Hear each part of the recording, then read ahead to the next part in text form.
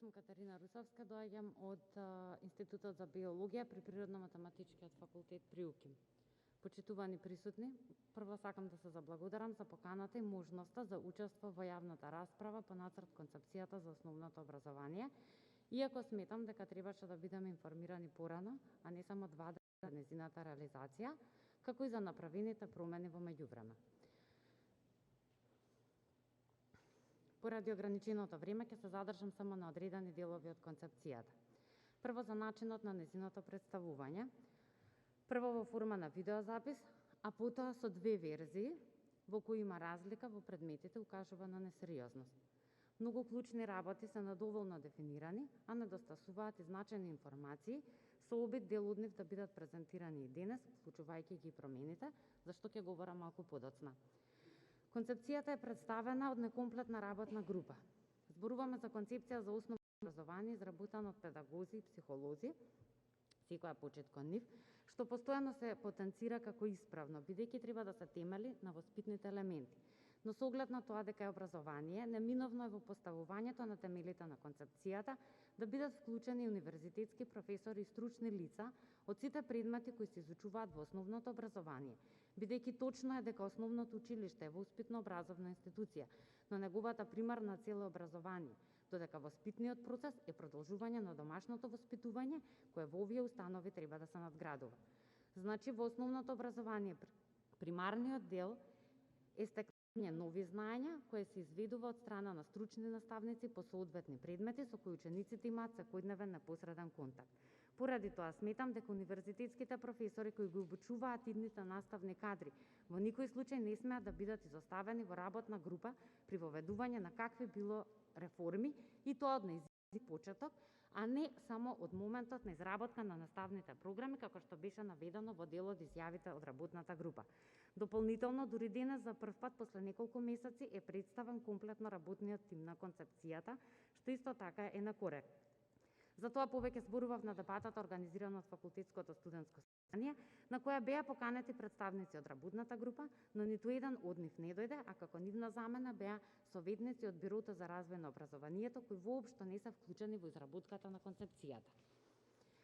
Издржаноста на овие реформи се темели само на една анкета, за која и покрај тоа што побаравме да бидат доставени анкетните прашања, до денес тие не се објавени. Кога се подготвува ваква сериозна реформа, како представник на екзактна и базична наука, можам да кажам дека формулирањето прашање е многу значајно. Затоа што од тоа зависи што сакаме да добиеме за одговор.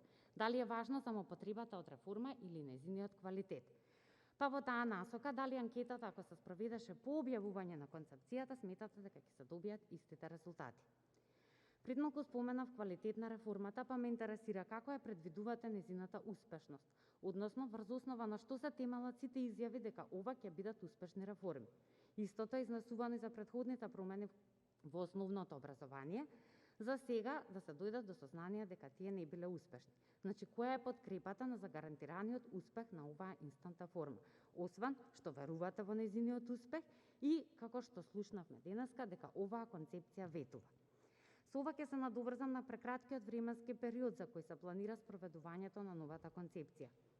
Многу пати беа давани појаснувања дека не брзаме, туку доцнеме, а велиме имаме незадоволителни резултати на меѓународните тестирања. Како за нешто што не било добро и дава слаби резултати, а е градено најмалку десетина години, еве конкретно мислам на Кембридж, мислите ли дека може да се промени со една реформа подготвувана во само неколку месеци? Во однос на интегрираноста на предметите, можам да кажам дека таа постоела од секогаш и ова е врз основа на нашите сознанија, односно моите сознанија во како наставник кој што одржува хоспитација по предметот методика во наставата по биологија. Таа интегрираност постои и е повеќе или помалку изразена, меѓутоа тоа секако зависи од наставниот план и програма, а во голема мера и од условите со кои располагаат училиштата. Со воведување на еден предмет, конкретно природни науки, во така наречениот трет развоен период, односно 7, 8 и 9 оделение, тоест негово продолжување како што е тоа од 1 до 6, не се постигнува интегрираност. За дел од концепцијата беа давани дополнителни објаснувања во медиумите, што што сметам дека не е во ред, но тоа не беше случај со така наречените модули, за кои досега се уште нема никакви податоци, освен дека ќе бидат интегрирани, но не и фузирани, и дека наставниците треба да соработуваат, а денес слушнавме дека тоа треба да го прават заеднички. Но тоа воопшто не дава информации за начинот на кој ќе се изведува наставата преку модули. Се наведува дека оценувањето ќе се врши од тројте наставници за еден предмет, па нели е тоа еден од доказите дека сепак предметите биологија, хемија и физика треба да бидат заставени како одделни. Дополнително, не е добро учениците да го продолжат средното образование и таму првпат да се соочат со овие нови предмети. Поради тоа, сметам дека модулот не може да биде замена за предмет, односно во 7, 8 и 9 оделение предметите од областа на природните науки треба да бидат посебни, односно да се изучуваат како предмети, а не како модули во рамки на еден предмет.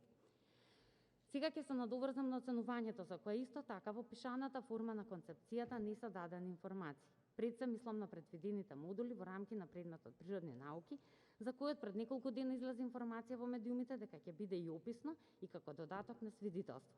Како ќе изгледа новото свидетелство, односно диплома, како книга, како ќе се добие среден успех од описни оценки.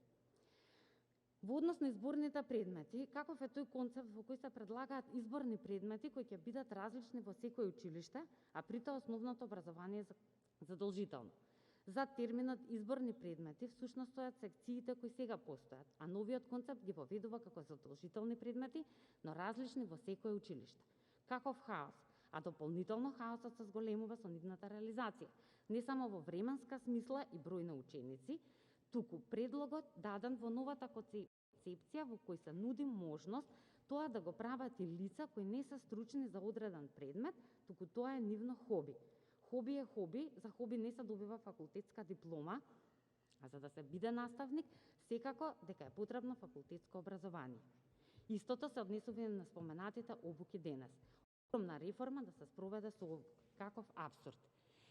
Кај нас, во однос на учебниците, би кажала дека кај нас не постои стручна литература, прилагодена за ученици од основно училиште, ниту пак има избор на материјали за наставниците и тоа на мајчин јазик.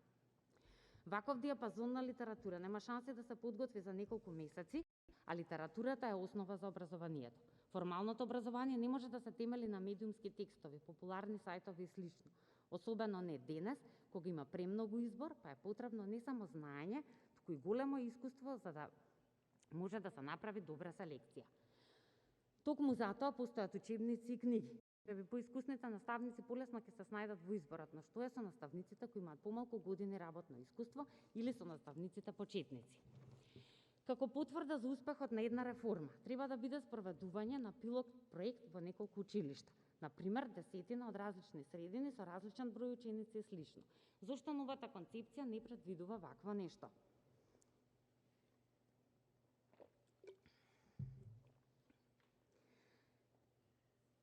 Исто така, имавме различни информации како дополнителни објаснувања на концепцијата, па така, ќе наведам само еден пример, имаше изјави дека со реформата ќе се започне во 1 и 6 оделение, потоа во 1 и 4, вчера дека ќе биде само во 1, па потоа ќе се продолжи во 2, 4 и 5, а денес нешто поинакво, што укажува на некомплетност. Ако работната група, пред се педагозите, навистина се грижат за доброто и напредокот на учениците кај нас, нели треба добро да размислат после сите реакции пред се од засегнатите факултети на најдобриот универзитет кај нас, а покрај нив и од Македонската академија на науки и уметности. При што потенцирам дека се повикувам на официјалните реакции од институциите, а не на поединци од истите. Па во оваа насока сакам да прашам, кои се критериумите по кои се оценува дали предлозите и забелешките се конструктивни? Како се прави селекција на конструктивни и неконструктивни предлози? Предпоставувам дека има некои критериуми, па ве молам објавете ги. За крај ќе кажам дека голем број универзитетски професори од Македонија кои се реномирани во Европа и светот, секој во својата област на истражување, посветивме многу време и енергија на новата концепција. Лично мислам дека ќе беше многу поконструктивно, доколку тоа го вложиме во подготовка на квалитетна реформа со потврда за нејзиниот успех.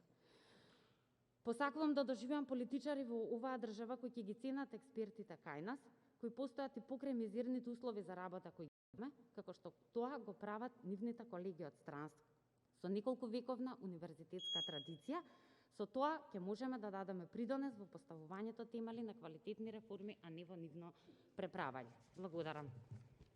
Ви благодарам.